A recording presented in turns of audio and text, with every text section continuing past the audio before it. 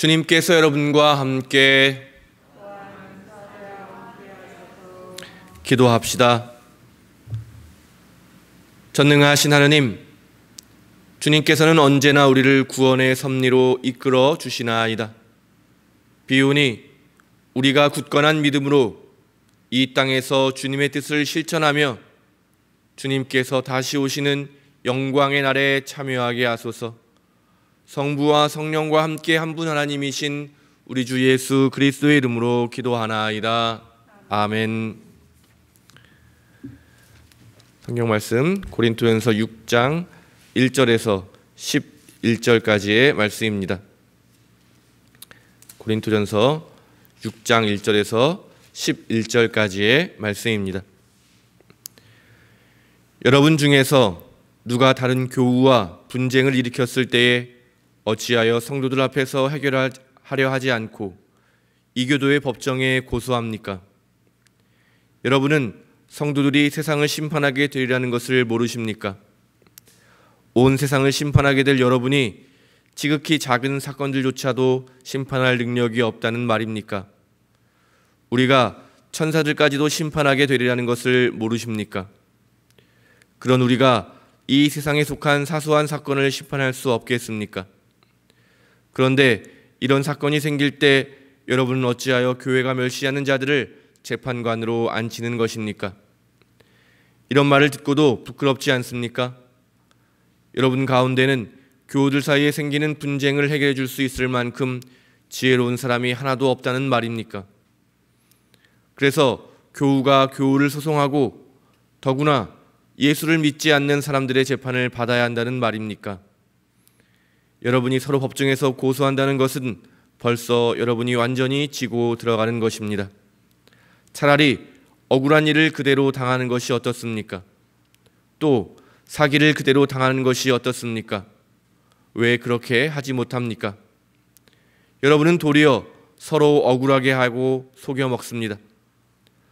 더구나 교우들끼리 그런 짓을 하고 있습니다. 사악한 자는 하느님의 나라를 차지하지 못하리라는 것을 모르십니까? 잘못 생각하면 안 됩니다. 음란한 자나 우상을 숭배하는 자나 간음하는 자나 여색을 탐하는 자나 남색하는 자나 도둑질하는 자나 탐욕을 부리는 자나 술주정꾼이나 비방하는 자나 약탈하는 자들은 하느님의 나라를 차지하지 못합니다. 여러분 중에도 이런 사람이 더러 있었습니다.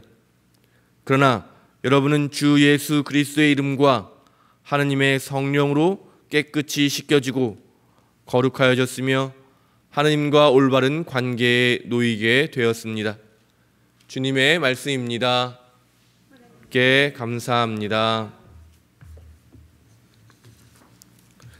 성부와 성자와 성령의 이름으로 말씀드립니다. 네, 오늘 우리가 함께 읽은 성경 말씀, 이제 새로운 문제를 바오로가 또 이야기하고 있는데요. 서로가 서로를 좀 고소하고 법정에 세우는 일에 대해서 이야기하고 있습니다. 이 말씀을 좀 더 이해하기 위해서는 그 당시에 그런 법률이라든지 재판에서 좀 더 이해를 해야 되는데요. 로마 제국에서 형법, 그러니까 어떤 사람을 상해하거나 그런 문제에서는 좀 공정한 재판이 이루어졌던 것 같습니다. 그런데 민법이라고 하죠. 시민들이 서로를 고소하고 고발하고 하는 이런 민법에 있어서는 재판이 전혀 공정하게 이루어지지 않았다고 합니다. 재판관이나 배심원들은 뭔가의 대가를 바라고 있었고 자기에게 돈을 주거나 어떤 이득을 주는 사람에게 유리하게 판결을 내리는 것이 그 당시에 아주 자연스러운 일이었다고 하는 것입니다.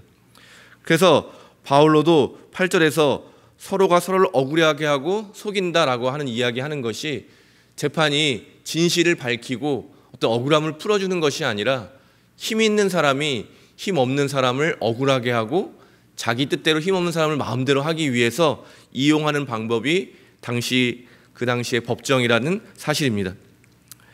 그렇기 때문에 바울로가 이렇게 교인들끼리 서로 재판을 하는 이것을 극심히 반대하는 것은 어떻게 보면은 자연스러운 일이라고 할 수 있겠습니다. 앞서 4장 11절에서는 부끄럽게 하려고 하는 것이 아니다라고 하면서 부드럽게 권면하는 것과 다르게 오늘은 부끄럽지 않냐고 굉장히 직설적으로 표현하면서 이 일에 대해서 굉장히 강력하게 이야기하고 있습니다. 바울은 왜 교회가 분열되어서 서로 경쟁하는 것보다 이런 서로 재판하는 것에 대해서 더 심각하게 생각하는 것일까요? 바울로가 계속해서 고린토 교인들에게 강조하고 반복하는 것처럼 교회는 예수 그리스도를 머리로 하고 또 교회 자체가 그리스도의 몸이기도 하고 또 바울로가 다시 전에도 이야기한 것처럼 그리스도라고 하는 기초 위에 세워지는 집이라고 할 수 있겠습니다. 결국 이 말은 무엇입니까? 바로 교회는 또 교회에 속해 있는 신자들은 예수 그리스도를 닮아가는 사람들이어야 하는 것입니다. 그리고 그것을 판가름하는 기준이 십자가와 그 십자가의 순환이라고 바울은 계속 반복해서 이야기하고 있습니다. 그렇다면 십자가에 담긴 의미 결국 무엇이겠습니까? 예수님께서는 자기의 목숨을 내어주셔서 세상을 구원해 주셨다. 정말 대단한 사람들을 위해서 자기 목숨을 내준 것이 아니라 바로 저 여러분 같은, 어떻게 보면 정말 세상의 찌꺼기와 같다고 바울이 스스로 고백했는데요, 그런 사람들을 위해서 하나님께서 직접 자기의 목숨을 내어주셨다는 것입니다. 그렇기 때문에 이런 십자가에 담겨있는 생활 원리가 바로 남을 위해서 자기를 희생하고 다른 사람 밑에서 희생해서 섬겨주고 구원해주는 것이 바로 우리의 생활 원리가 되어야 되는데 반대인 것이죠. 자기가 가진 힘으로 다른 사람 위에 군림해서 다른 사람을 자기 마음대로 조정하고 자기의 뜻을 어떤 방법을 쓰더라도 관철하겠다라고 하는 생활 태도를 버리지 않는 것은 다시 한번 예수님을 십자가에 못 박는 일이고 십자가의 예수를 부인하는 일이라고 할 수 있겠습니다.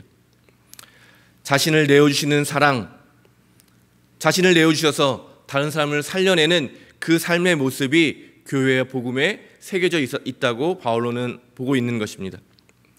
별 볼 일 없고 찌꺼기 같은 사람들을 위해서 이 땅에 내려오셔서 구원해 주신 하나님의 은혜를 인정하고 기억하고 살아야 하는데, 반대로 나보다 힘이 없는 사람들을 억압하고 착취하고 내 뜻대로 되지 않을 때 세상의 법까지 빌려와서 그 사람을 자기 마음대로 움직이려고 하는 그 사람들에게 오늘 바울로는 강력하게 권고하고 있는 것입니다. 그래서 마지막으로 다시 한번 죄와 관련된 잘못된 것들을 쭉 나열하면서 이런 사람들은 결코 하나님 나라를 차지할 수 없다. 그러나 그럼에도 불구하고 이런 죄인들조차 사랑하셔서 다시 하나님과 올바른 관계를 맺어주시고 구원해 주신 하나님의 은혜를 기억하라고 이 권면을 마치고 있습니다. 우리가 과거에 얼마나 잘못했는지, 또 우리가 살아가면서 짓는 죄를 지었을 때라도 다시 한번 하나님의 은혜를 기억하고 그 하나님의 은혜로 돌아올 때에 우리는 다시 하나님의 구원을 받게 되는 줄로 믿습니다. 그러나 우리가 그 은혜를 기억하지 않고 우리가 받은 은혜를 다른 사람들에게 베풀지 않고 오히려 다른 사람들에게 내 힘대로 내 뜻대로 마음대로 할 때 어떤 일이 일어나겠습니까? 우리는 구원에 참여하지 못하고 하나님 나라를 차지하지 못하게 되는, 그렇게 될 것이라고 오늘 성서가 이야기하고 있습니다. 오늘 사도 바울로가 권면하고 있는 이 말씀, 다른 사람을 위해서 자기를 내어준 그 사랑을 기억하고 또 하나님이 우리를 구해주신 그 은혜를 기억하면서 다른 사람을 섬기고 다른 사람들을 치유하고 변화시키고 회복시키는 그런 복음의 사람으로 살기를 원하는 이 바울로의 말씀이 저와 여러분의 삶 가운데 오늘 이루어지게 되기를 간절히 바랍니다. 성부와 성자와 성령의 이름으로 말씀드렸습니다.